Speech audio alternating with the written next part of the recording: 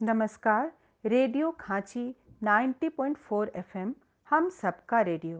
मैं Bharti Dwivedi, assistant professor Sanskrit विभाग, जगन्नाथ नगर महाविद्यालय धुर्वा, स्नातक प्रतिष्ठा के 6th सेमेस्टर के पाठ्यक्रम में सम्मिलित महाकवि कालिदास के पूर्व मेघदूतम पर आज व्याख्यान प्रस्तुत करूंगी। इस व्याख्यान के लिए मेघदूतम का अध्ययन तो किया ही गया है, साथ ही डॉक्टर रमाशंकर तिवारी की महाकवि कालिदास, डॉक्टर हजारी प्रसाद द्विवेदी की मेघदूतम एक पुरानी कहानी, डॉक्टर वासुदेव शरण अग्रवाल की मेघदूतम एक अध्ययन आदि पुस्तकों की भी सहायता ली गई है।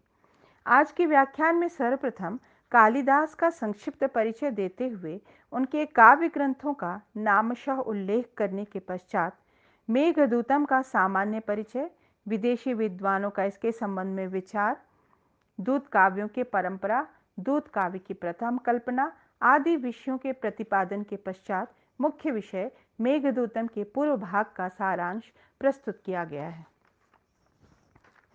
कवि कुलगुरु कनिष्ठिकाधिष्ठित कालिदास मेघदूतम के रचनाकार हैं।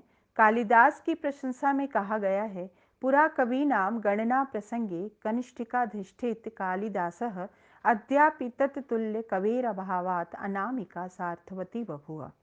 अर्थात प्राचीन काल में कवियों की गणना प्रारंभ की गई। सर्वप्रथम कनिष्ठिका उंगली पर कालिदास का नाम लिया गया, अगली उंगली अनामिका है। अब कालिदास के समतुल्य कोई अन्य कवि मिला ही नहीं, जिससे गणना आगे न बढ़ सकी, और इस प्रकार मानो अनामिका ने अपना नाम सार्थक कर लिया।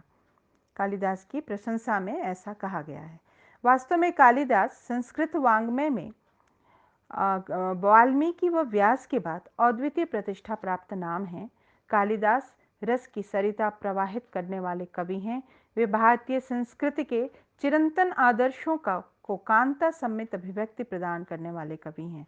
सरस्वती के वरद पुत्र कालिदास का संस्कृत वाङ्मय में वही स्थान है जो आंग्ल भाषा साहित्य में शेक्सपियर का है। कालिदास की प्रमुख रचनाओं की हम बात करें तो सर्वप्रथम ऋतुसंहार एवं मेघदूतम ये गीति काव्य हैं।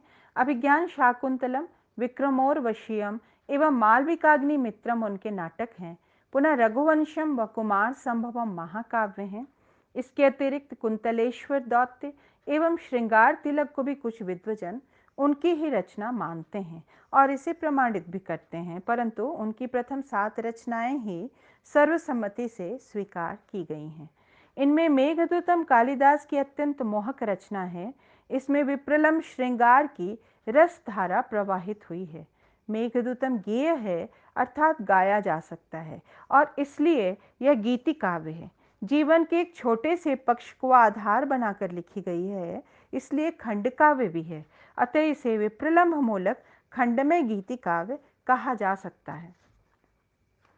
कालिदास हृदय की सूक्ष्म भावनाओं के पारखी कवि हैं।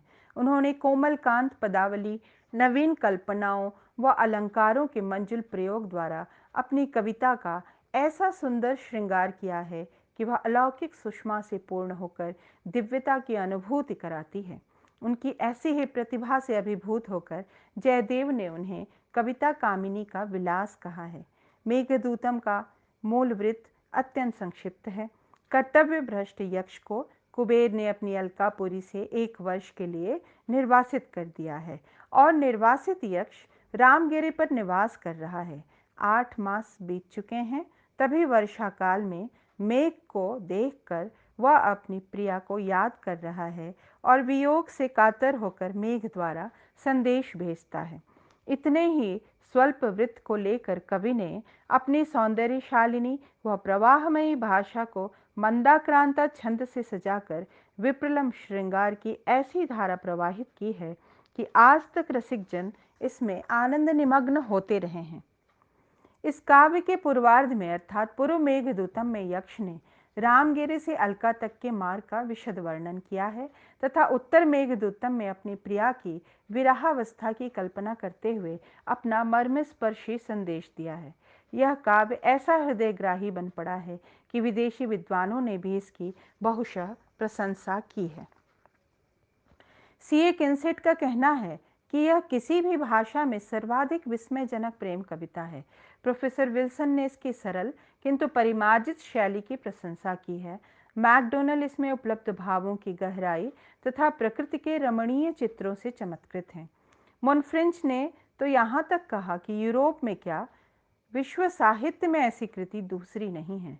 परंतु सुप्रसिद्ध विद्वान कीथ ने इसे यूनानियों की शोक रचना एलिजी के समान मानते हुए कहा है कि यक्ष दंपति का विप्रयोग अल्पकालीन है, उनका पुनर्मिलन भी निश्चित है, अतः नायक की विह्वलता उचित प्रतीत नहीं होती। परंतु कीथ की टिप्पणी को उचित नहीं माना जा सकता। शोक कविता का उदाहरण रघुवंशम के अजविलाप एवं कुमार संभवम के रतिविलाप में देखा जाना चाहिए। शोक काव्य में अलगाव स्थायी होता है, जबकि यक्ष का वियोग स्थायी नहीं है। यक्ष का वियोग इस कारण अधिक कष्टकर है क्योंकि वह शापजन्य है। दूसरी बात, भारतीय जीवन एवं काव्य में जब प्रवास की यात्रा के समय में भी प्रेमी जीव शोक विह्वल हो उठते हैं, तो यक्ष जैसा सांद्र प्रणयी प्रिया की याद में विचलित हो जाता है, तो इसमें आपत्ति क्यों की जाए। अस्तु, अब हम लोग दूत काव्य की परंपरा पर तनिक विचार करेंगे। कालिदास के काव्य का संस्कृत वाङ्मय में ऐसा प्रभाव पड़ा मेघदूतम का कि विभिन्न प्राकृतिक उपादानों एवं मानवीय भावनाओं को दूत बनाकर संदेश प्रेषण की एक परंपरा ही चल पड़ी और इसी के अनुकरण पर 108 दूत काव्य लगभग लिखे गए, जिनमें प्रमुख हैं वादीचंद्र की पवनदूत, विमल कीर्ति की चंद्रदूत, अज्ञान जैनाचार्य की चेतोदूत, चरित्र सुंदर मणि की शीलदूत, नित्यानंद शास्त्री जी की हनुमत दूत, डॉक्टर रामाशेष पांडेय जी की मधुमयूख दूतम, डॉक्टर रमाकांत शुक्ल की दूत काव्य, पंडित इक्षाराम द्विवेदी की दूत मित्रम, डॉक्टर शैलेश कुमार मिश्र की पत्र दूतम आदि। मेघदूतम में मेघ को दूत बनाने की प्रेरणा कालिदास को कहाँ से मिली, इस विषय में निश्चित रूप से कुछ कहना संभव नहीं है। ऋग्वेद के दशम मंडल में इंद्र ने सरमा को दूती बनाकर असुरों के पास भेजा। सरमा को एक शरीर से दूसरे शरीर में शरण करने वाली जीव चेतना बताया गया है, लेकिन भारतीय वाङ्मय में वही कदाचित पहली दूती है। तत्पश्चात वाल्मीकि रामायण में राम ने हनुमान के द्वारा सीता को संदेश भेजा है। महाभारत में दमयंती ने हंस के द्वारा राजा नल के पास अपना प्रेम संदेश प्रेषित किया है, परंतु इन तीनों ही स्थलों पर संदेश वाहक सजीव हैं, जबकि कालिदास का मेघ जो है वह निर्जीव है। पुनः श्री हरिहर नाथ दे महोदय ने राजेंद्रनाथ विद्याभूषण द्वारा रचित बंगला पुस्तक कालिदास के प्राक्कथन में लिखा है कि मेघदूतम के प्रणयन के पूर्व चीन के कवि स्यूकांग अपनी एक प्रेम कविता में मेघ को दूत बनाकर भेजने की कल्पना कर चुके थे, जिसमें नायिका ने नायक को संदेश भेजा था। कालिदास का समय इससे कुछ पूर्व ही विद्वानों ने निश्चित किया है। स्यूकांग का समय 200 ईस्वी है, अतः कौन किससे प्रभावित हुआ यह कहना कठिन है, परंतु इतना तो निश्चित और सर्वसम्मत है कि कालिदास ने अपनी अलौकिक प्रतिभा द्वारा जिस विप्रलंब रस आपूरित काव्य की सृष्टि की है, वह मर्म को भेदने वाली व चित्त को द्रवित करने वाली रचनाओं में मूर्धन्य स्थान रखती है। मेघदूतम इस प्रकार प्रारंभ होता है। कांता के वियोग में व्याकुल व व्यथित यक्ष 8 मास बीत जाने पर अत्यंत कृश हो चुका है। उसकी कलाई से कनक कंगन ढीले होकर गिर पड़े हैं। ऐसी अवस्था में वह आषाढ़ मास के प्रथम दिवस को पर्वत की चोटी से मेघ को देखता है, जो ऐसा प्रतीत हो रहा है मानो कोई हाथी अपने मस्तक से मिट्टी के टीले को ढाहने की क्रीड़ा में व्यस्त हो। घुमड़ते बादलों का ऐसा सुंदर चित्रण दुर्लभ है।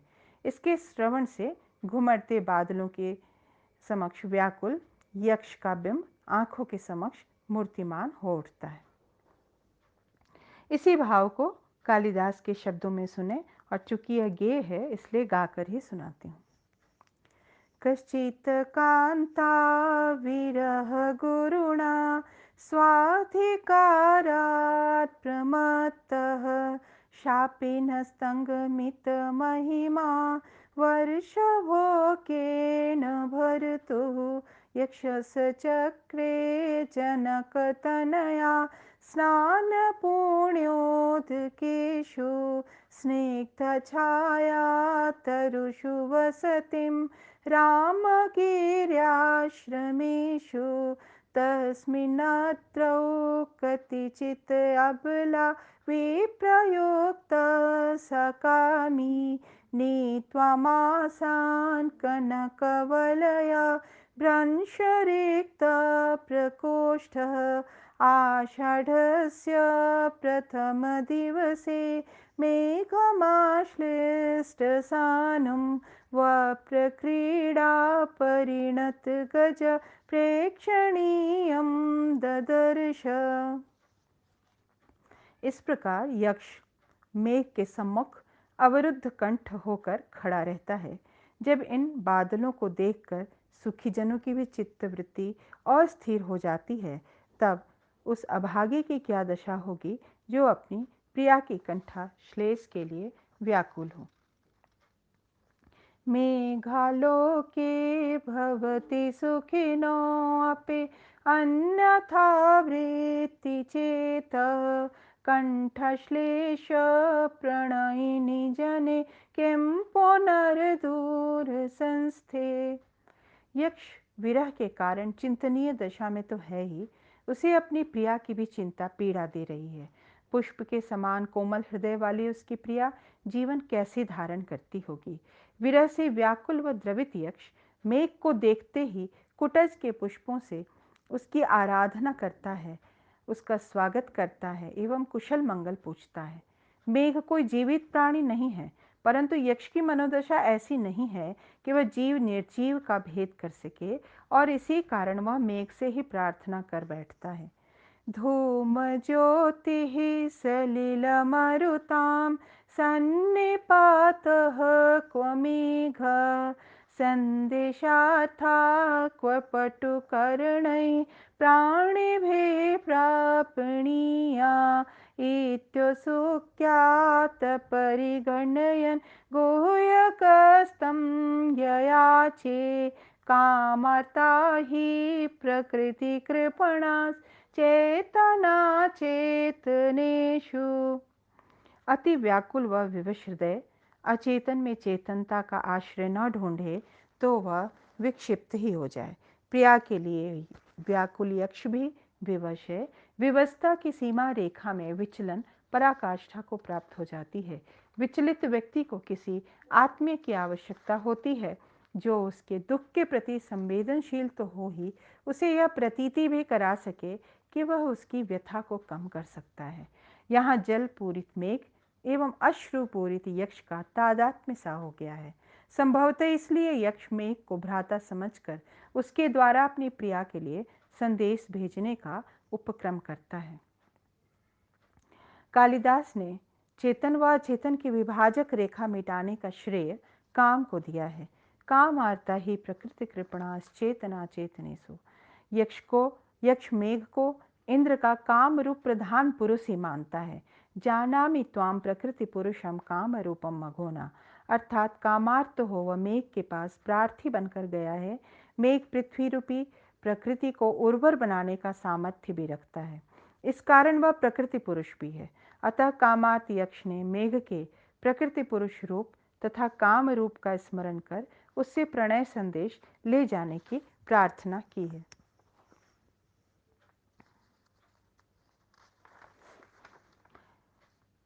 इस प्रकार यक्ष मेघ को अलकापुरी जाने का मार्ग बताता है, जहाँ उसकी वियोगिनी प्रिया का निवास है। वह कहता है कि वहाँ के मनोरम महल भगवान शिव के मस्तक पर विराजमान चंद्रमा के प्रकाश से सदैव प्रकाशित रहते हैं। यक्ष ने मेघ को जो मार्ग बताया है उसमें आने वाले सुंदरतम प्राकृतिक दृश्यों का बड़ा ही मनोहारी व जीवंत चित्रण है। जिस प्रकार किसी आत्मीय के दूर देश में प्रयाण करते समय उसके परिजन चिंता किया करते हैं, उसे मार्ग में आने वाली स्थितियों की पूर्व सूचना देते हैं, उससे बचने का उपाय बताते हैं और मार्ग में आने वाले सुंदर दृश्यों के अवलोकन का लाभ उठाने का भी परामर्श देते हैं, उसी प्रकार यक्ष मेघ में भाई के समान आत्मीयता का अनुभव करता हुआ अलकापुरी का मार्ग बताता है। यक्ष चाहता है कि मेघ मात्र उसका ही संदेश लेकर न जाए, अपितु जहाँ जहाँ प्रेम की छाया ने संचार किया है वहाँ वहाँ वह अवश्य रुके और कहीं अपने नयन सुभग रूप दर्शाकर, कहीं श्रवण सुभग गर्जन सुनाकर संपूर्ण जड़ चेतन जगत को आनंद से भर दे। मेघदूतम काव्य का प्रमुख उद्देश्य है प्रेम की व्यापक महत्ता को दर्शाना। इस काव्य में प्रेम संदेश का प्रेषण एक महान अनुष्ठान सा बन गया है। कालिदास की प्रकृति मेघ को सर्वत्र अनुकूलता व सहायता प्रदान करने के लिए तत्पर दिखाई देती है। पवन अनुकूल होकर मंद मंद गति से प्रवाहित हो रहा है। पपीहा मधुर स्वर में गीत गा रहा है। गर्भाधान का समय जानकर वलाकाएं पंक्तिबद्ध होकर उसकी सहायिका बन रही हैं। पर्वतों के शिखर कंठालिंगन के लिए आतुर हो अश्रु विसर्जित कर स्नेह प्रकट कर रहे हैं। इस प्रकार संपूर्ण प्रकृति मेघ को सहयोग प्रदान कर रही है। यक्ष स्वार्थी नहीं है। अत्यंत दुख की अवस्था में भी उसे अपने सुहृद मेघ की चिंता है। वह कहता है कि कभी मेघ थकान का अनुभव करे तो नदियों के जल को पीता हुआ अपनी शक्ति को पुनः प्राप्त करता चले। संदेश कार्य के संपादन हेतु स्वस्थ रहना परम आवश्यक है। अतः यक्ष आत्मीय भ्राता सदृश मेघ के स्वास्थ्य का भी ध्यान रखता है। आगे वह कहता है कि मेघ के स्वस्थ सुंदर शरीर पर जब इंद्रधनुष के 7 रंगों वाली कांति पड़ेगी तो वह मोर पंख धारण करने वाले श्यामल कृष्ण की शोभा को प्राप्त करेगा। गंगा की स्फटिक के समान प्रकाशमान श्वेत धारा जब हिमालय से प्रवाहित होगी एवं उसमें श्यामल मेघ की छाया पड़ेगी तो प्रयाग का दृश्य उपस्थित हो जाएगा। अर्थात मेघ की छाया से गंगा का रंग यमुना के रंग सा नीला होकर संगम को मूर्तिमान करेगा। तुषार से आच्छादित श्वेत धवल हिमालय पर सौंदर्य के साथ कस्तूरी मृगों के सुगंध का भी संयोग होगा। ऐसे सौंदर्यपूर्ण व सुगंधित प्रदेश में मेघ जब पर्वत की चोटी पर बैठेगा तो गौरवर्ण नंदी के सींगों पर लगी मिट्टी की शोभा प्राप्त करेगा या गौरवर्ण वाले बलराम के कंधों पर सजे नीले वसन की शोभा प्राप्त करेगा। पुनः कैलाश की गोद में बैठी अलका नगरी के ऊपर जब वह वर्षा की झड़ी लगा देगा तब वह नगरी ऐसी शोभित होगी मानो मोतियों के जालों से गुथे हुए घुंघराले केशों वाली कोई कामिनी हो। मेघ की श्यामल कांति व हिमालय के श्वेताभ सौंदर्य में इतने सुंदर उपमानों को कालिदास ही ढूंढ सकते हैं, दूसरे नहीं। पुनः कवि ने चर्मण्यवती नदी के पृथुल प्रवाह में प्रतिबिंबित मेघ की पृथ्वी के गले में स्थित मोतियों के हार के मध्य इंद्रनील मणि की शोभा से तुलना की है। यक्ष ने मेघ को भी किसी रसिक मनुष्य के समान ही देखा है, तभी वह निर्विंध्या तथा गंभीरा नदियों को उसकी प्रेयसियां कहता है और उस स्थान पर थोड़ा रुक जाने का अवकाश देता है। सौदामिनी रूपी प्रिया तो मेघ के साथ साथ ही चलती है। पौरांगनाएं, वार वनिताएं तथा देव युवतियां सभी उस रसिक मेघ का स्वागत करती हैं। वह इन सभी के नेत्रों का आनंद है। मेघ भी उनकी चंचल चितवनों का आनंद उठाता है। प्राकृतिक उपादान किसी एक व्यक्ति के नहीं हो सकते। सूर्य, चंद्र, पृथ्वी किसी एक के नहीं, सबके हैं। सबके हित के लिए कार्य करते हैं। यहाँ सभी के प्रति समान रूप से प्रेम भाव प्रदर्शित करने वाली प्रकृति का स्वाभाविक चित्रण मनुष्य को भी वैसा ही बनने के लिए प्रेरित करता है। मेघ केवल रसिक प्रेमी नहीं अपितु परम उपकारी भी है। अपनी अथाह फल जल राशि के निर्बाध दान से वह सबका कल्याण करता चलता है। इसलिए ही अनागस अनाविल ग्राम बधूटियाँ उसके स्वागत में आनंद विभोर हो उठती हैं। यक्ष मेघ से प्रार्थना करता है कि उस माल क्षेत्र के ऊपर भी तुम जल बरसाना जो तच्छर ज्योति हुई होने के कारण सौंधी खुशबू से भर उठे। तुम उत्तर की ओर पुनः बढ़ जाना। त्वया यत्तं कृषिफलमिति भ्रूविलासानभिज्ञै प्रीतिस्निग्धैर्जनपदवधूलोचनैः पीयमान सत्यशिरोत्कर्षणसुरभिः क्षेत्रमारुह्य मालं किञ्चित् पश्चात् व्रजलघुगति भूयाए वो तरे न। मेघ के ऐसे ही उपकारी रूप को देख प्रणय विह्वल विरही यक्ष उसे अपना सुहृद मानता है और प्रिया के पास संदेश ले जाने को कहता है। महाकवि कालिदास की अद्भुत कल्पनाओं व श्रृंगारी चेतनाओं ने एक रमणीय लोक की ही सृष्टि कर दी है इस काव्य में, जिसके कारण ही मेघदूत एक कालजयी रचना हो गई है जो संवेदनशील मानस को आनंद से आप्यायित कर देती है। धन्यवाद।